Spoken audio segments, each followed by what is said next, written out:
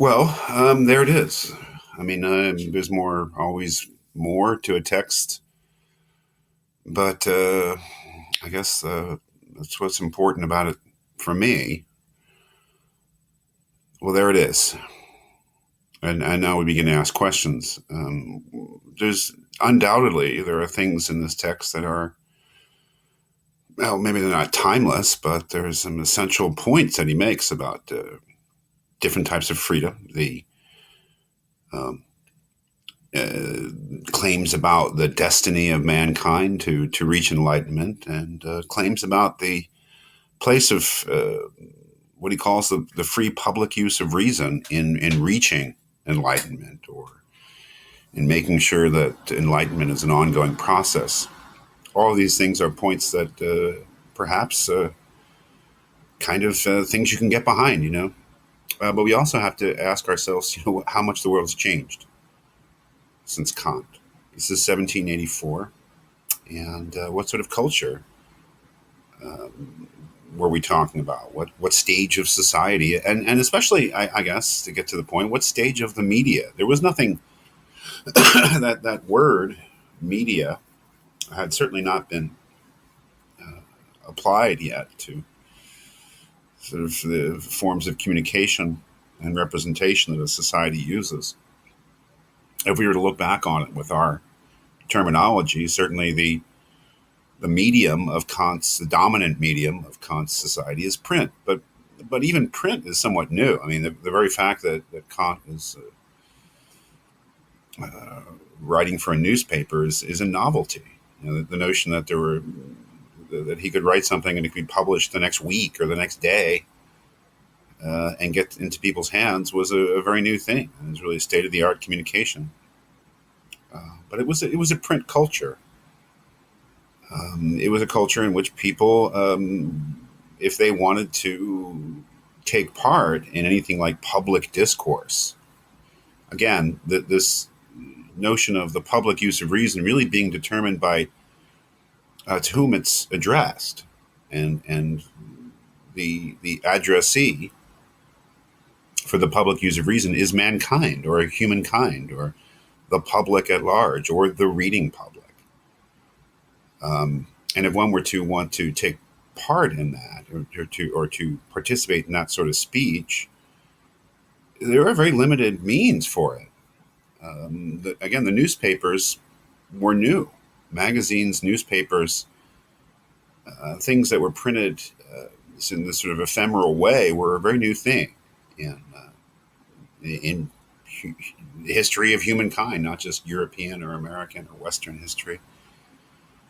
So really, it was writing books, giving public lectures, writing things for the very few newspapers, periodicals that existed, was really the only way to participate in public speech. So one of the things I think that to keep in mind that Kant is assuming is that this free discourse that he's advocating, sort of trying to convince the Emperor of Prussia that it's okay to let people express their opinions freely, that it's really something that's going to be accessed by quite a few people. And certainly the people who will access it are a very sort of select group. How do you who determines who gets to see print? After all, that's a whole sort of network that one has to embed oneself in. Academics like Kant had access to the press. Prominent people could get things put into newspapers and periodicals, or get books published. But I think it's no accident that when he characterizes the public use of reason, he mentions the scholar. Let's see if we can find where he says that. Uh,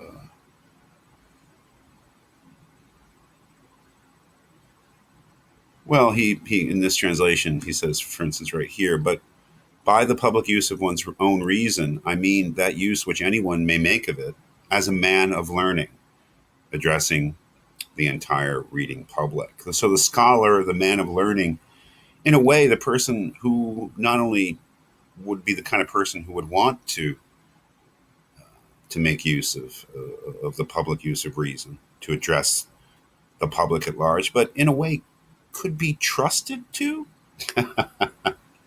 Although that gets us into perhaps some territory that is very contentious.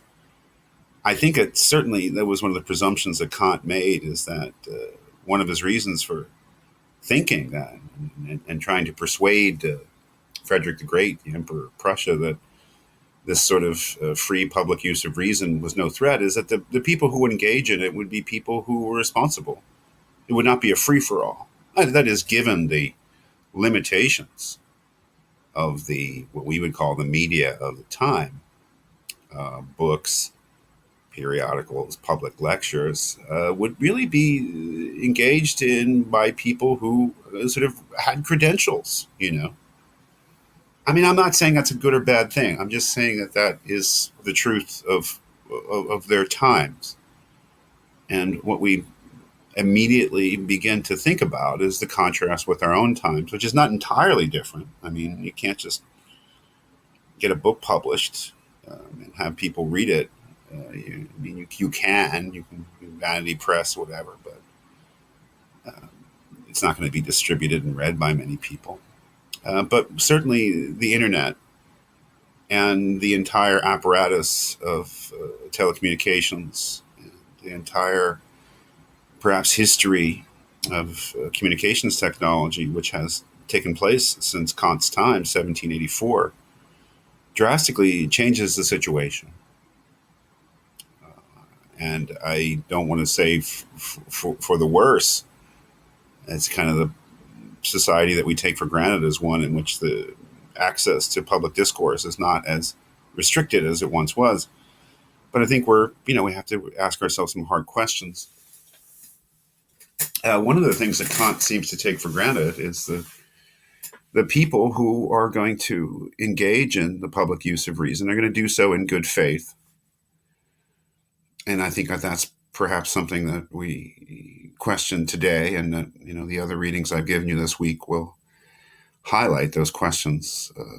Kant, I think, was thinking in gentleman's terms, that whoever had access to print, whoever was actually able to sort of efficaciously engage in the public use of reason would be a gentleman.